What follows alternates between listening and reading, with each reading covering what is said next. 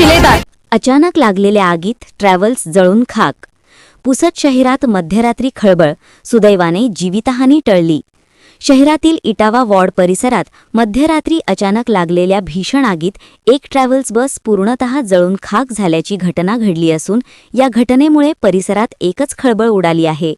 सुदैवाने या आगीत कोणतीही जीवितहानी झाली नाही, मात्र ट्रॅव्हल्स चालकाचे लाखो रुपयांचे आर्थिक नुकसान झाल्याचे समजते।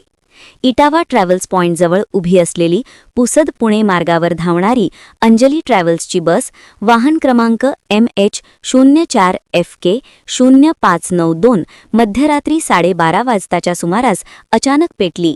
काही क्षणांतच आगीने विक्राळ रूप धारण केल्याने बसचा आतील संपूर्ण भाग जळून खाक झाला।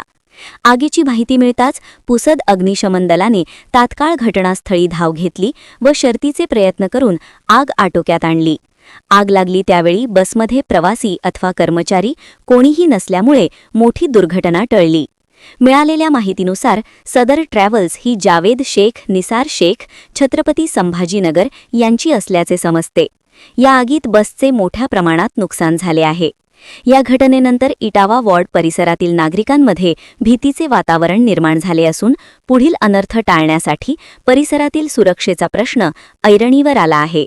ट्रॅव्हल्सला लागलेल्या आगीच्या घटनेचा अधिक तपास पुसद पोलीस प्रशासनाकडून सुरू आहे।